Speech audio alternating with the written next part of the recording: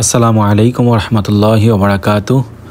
বন্ধুরা সবাই কেমন আছেন? আজকে আমরা দেখাবো যে মসজিদটি আল্লাহর রাসূল নিজের হাতে তৈরি করেছেন এবং সর্বপ্রথম তিনি এখানেই নামাজ পড়েছিলেন। এই মসজিদটি দেখাবো ইনশাআল্লাহ। এবং আরও কিছু দেখাবো, সেটা হচ্ছে রাসূলকে কাফেররা মেরে ফেলার জন্য উপর থেকে বড় এক পাথর ফেলে দিয়েছিল।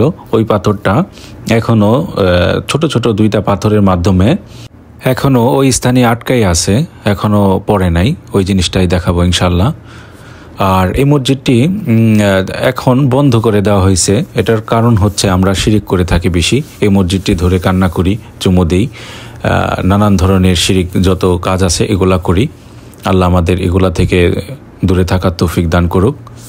স্বল্প সময়ের ব্যবধানে খাদিজা রাদিয়াল্লাহু তাআলা আনহা ও আবু তালেবের মৃত্যুর পর রাসূল সাল্লাল্লাহু আলাইহি সাল্লাম মূর্খ কুরাইশ রাসূল সাল্লাল্লাহু আলাইহি সাল্লামের ওপর প্রকাশ্য নির্যাতন শুরু করল। তাই তিনি এই আশায় তায়েফ গমন করলেন যে তায়েফবাসী তাকে আশ্রয় দিবেন ও সাহায্য করবেন।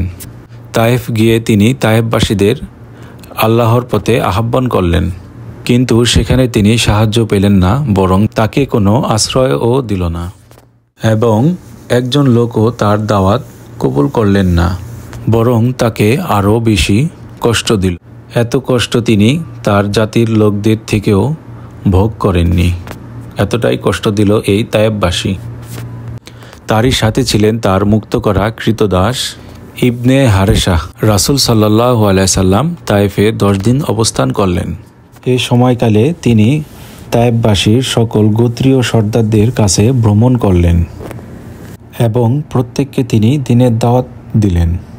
কিন্তু সবাই একই কথা বললেন, তুমি আমাদের শহর থেকে চলে যাও। শুধু এই কথা বলেই ক্লান্ত হয়নি, দুষ্ট বালকদের তার বিরুদ্ধে লেলিয়ে দেন।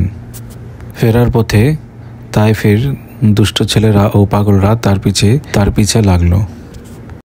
আল্লাহর রাসূলকে গালি দিচ্ছিলেন, তার পিছনে হইচই করছিলেন এবং পাথর নিক্ষেপ করছিলেন। পাথরের আঘাতে শরীরের রক্ত বেয়ে জুতা দুটো লাল হয়ে গিয়েছিল রক্তে। তখন দুঃখ ভরাক্রান্ত মন নিয়ে ফিরে আসার পথে কারনুসা আলিফ নামক স্থানে পৌঁছানোর পর একটু স্বস্তি পেল রাসূল সাল্লাল্লাহু আলাইহি সাল্লাম। উপরের দিকে মাথা তুলে দেখলেন খণ্ড মেঘ রাসূলের মাথার ওপর ছায়া দিয়ে আছে। অতঃপর ভালোভাবে খেয়াল করে দেখলেন জিবরাইল আলাইহিস সালাম।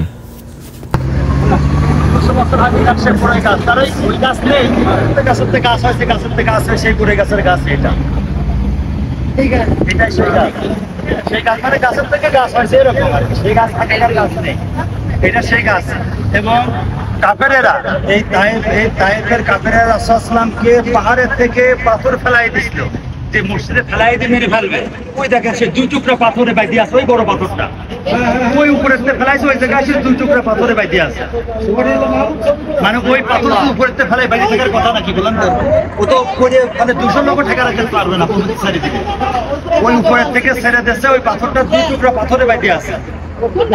ওই যে পাথরটা পাথরের নিচে 2 পাথর বাইদি আছে, বড় 2 পাথর বাইদি আছে। আল্লাহ রাসূলকে মেরে ফেলতে আসলে পাথর ফেলাই দিয়ে ওই 2 টুকরা পাথরে তিনি রাসূলকে সম্বোধন করে বললেন, আপনি আপনার কওমের নিকট যে দাওয়াত দিয়েছেন এবং জবাবে তারা যে উত্তর দিয়েছেন, মহান আল্লাহ তাআলা সবই শুনেছেন, সবই দেখেছেন। এতক্ষণে তিনি আপনার নিকট মালাকুল জিবরাইল আলাইহিস সালামকে পাহাড়সমূহ নিয়ন্ত্রণ ফেরেশতাকে পাঠিয়েছেন।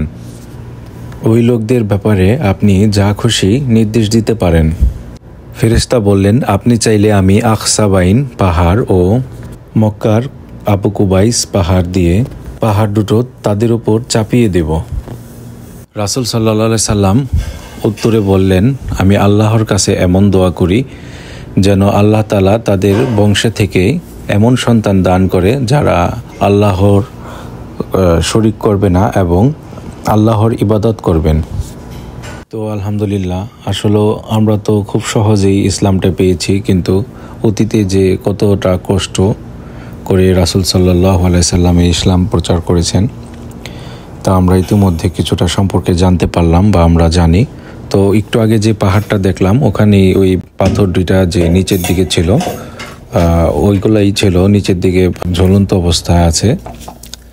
অল্প একটু মানে ছোট ছোট দুইটা পাথর দ্বারা আটকে রাখছে পাথরটা। আর এই যে মসজিদটা, এই মসজিদটি দীর্ঘদিন অনেক আগের মসজিদ। প্রথম এখানে এসেই রাসূল সালাহ আদায় করছেন। ভেতরে প্রবেশ করা নিষেধ, বাইরে থেকে দেখার জন্যই হাজার হাজার হাজিগণ এখানে আসেন। যে একটু একটু করে ঝুম করে দেখাচ্ছি, আসলে এত ভালো করে দেখানো যাচ্ছে না। সবাই ভালো থাকবেন, সবাই সবাইকে শেয়ার করে দেবেন, ইসলামিক জায়গাগুলো দেখার সুযোগ করে দেবেন এবং অবশ্যই সাবস্ক্রাইব করবেন।